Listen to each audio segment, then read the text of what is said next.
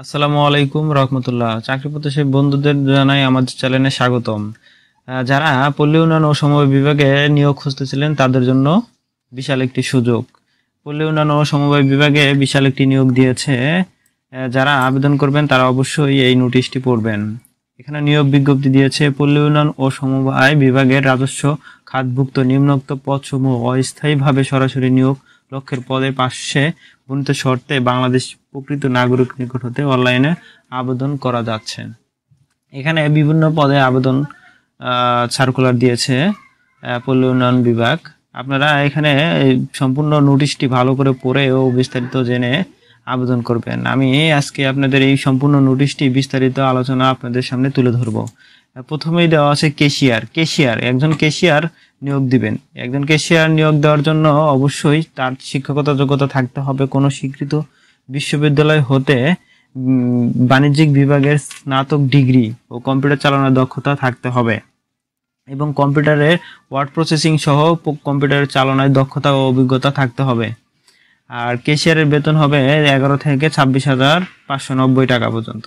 Computer operator নেবে একজন কোনো স্বীকৃতি বিশ্ববিদ্যালয় হতে বিজ্ঞান বিভাগে স্নাতক ও সমমানের ডিগ্রি এবং কম্পিউটারের প্রতি অভিজ্ঞতা থাকতে হবে। কম্পিউটার ইংরেজিতে 30 শব্দ এবং বাংলায় 25 শব্দের গতি সম্পূর্ণ থাকতে হবে। স্ট্যান্ডার্ড অ্যাপটিটিউড টেস্ট উত্তীর্ণ হবে। তাহলে আপনি যারা কম্পিউটার অপারেটর আবেদন করেন তাদের অবশ্যই কম্পিউটারে দক্ষতা থাকতে হবে, এই কথাটা আপনারা মাথায় রেখেন। আর তৃতীয়ত 60 মুদ্রাক্ষরিক কম্পিউটার অপারেটর একজন নেবেন। এটাও একই অভিজ্ঞতা লাগবে, শিক্ষাগত যোগ্যতা যাদের কোনো স্বীকৃতি বিশ্ববিদ্যালয় হতে স্নাতক ও ডিগ্রি সমমানের কম্পিউটার প্রশিক্ষণ প্রাপ্ত 60 লিপি সর্বনিম্ন ইংরেজিতে 70 এবং বাংলায় 45 শব্দ জানা থাকতে হবে এবং ওয়ার্ড প্রসেসিং সহ ইমেলের ফ্যাক্স পরিচালনার দক্ষতা অভিজ্ঞতা থাকতে হবে। তাহলে যারা 60 মুদ্রাক্ষরিক কম্পিউটার অপারেটরে আবেদন করবেন তাদের অবশ্যই এই কম্পিউটারের বাংলা ও ইংরেজি অভিজ্ঞতা থাকতে হবে এই লেখার। তাহলে আপনারা চতুর্থ দেখেন অফিস সহকারী কম্পিউটারের মুদ্রাক্ষরিক। এখানে আবেদন করতে কোনো স্বীকৃতি বোর্ড হতে উচ্চ মাধ্যমিক সার্টিফিকেট হলেই হবে। আর কম্পিউটার প্রশিক্ষণ প্রাপ্ত হতে হবে এবং ইংরেজিতে 20 শব্দ বাংলায় 20 শব্দ জানা থাকতে হবে। ওয়ার্ড প্রসেসিং এর কাজ সহ ইমেলের ফ্যাক্স পরিচালনা দক্ষতা থাকতে হবে। আর লাস্টের যে যোগ্যতা সম্পূর্ণ বিষয়টা দিয়েছে এটা একদম মাধ্যমিক সার্টিফিকেট পাস করলেই আপনি এই পদে আবেদন করতে পারবেন। অফিস সহায়কের বেতন স্কেল হচ্ছে 8,250 থেকে 20,010 টাকা পর্যন্ত।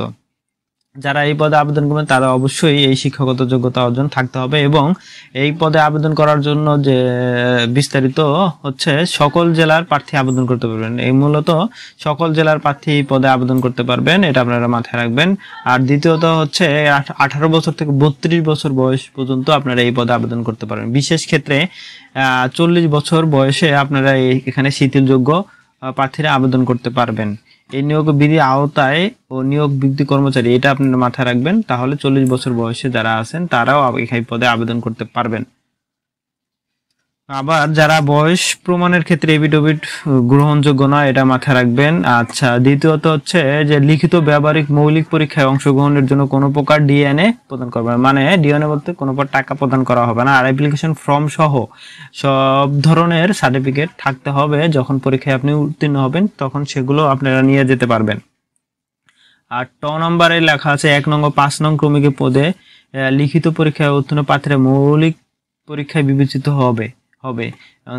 দ্বিতীয় তৃতীয় চতুর্থ ক্রমিক শূন্য পদ সমূহ জন্য লিখিত ও ব্যবহারিক পরীক্ষায় উত্তীর্ণ প্রার্থীরাই মৌলিক পরীক্ষায় অংশগ্রহণের যোগ্য বিবেচনা হবেন। আর দ্বিতীয়ত হচ্ছে নিয়োগ প্রাপ্তি পত্রিকা ছাড়া, নিয়োগ বিজ্ঞপ্তি পত্রিকা ছাড়া পল্লী উন্নয়ন ওয়েবসাইটে দেওয়া আছে। আমি আপনাদের লাস্টে এই ওয়েবসাইটটি দেখিয়ে দেবো। পল্লী উন্নয়নের যে ওয়েবসাইটটা আছে এটা আপনারা দেখে দেবেন। এখানে আপনি সম্পূর্ণ বিস্তারিত জানতে পারবেন এবং নিয়োগ বিজ্ঞপ্তিটাও পেয়ে যাবেন। আবেদন পূরণ সংক্রান্ত নিয়ম বলি, এই ওয়েবসাইটে গিয়ে আপনার আবেদন করতে হবে এবং অনলাইনে যারা আবেদন করবেন তারা অবশ্যই ফর্ম পূরণের শুরু 10 তারিখ থেকে 10ই নভেম্বর 2025 থেকে সকাল 10টা থেকে শুরু এবং আবেদন শেষ হচ্ছে 9ই ডিসেম্বর। তাহলে আপনাদের হাতে সম্পূর্ণ 1 মাস সময় আছে, আপনারা যে কোনো সময় এই পদে আবেদন করতে পারবেন।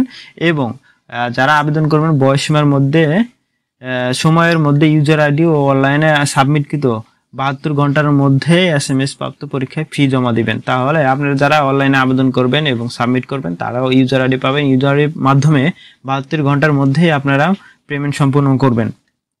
যারা অনলাইনে আবেদন করবেন তাদের রঙিন ছবি হবে 300 থেকে 300 পিক্সেল এবং স্বাক্ষর হবে 300 থেকে 80 পিক্সেল।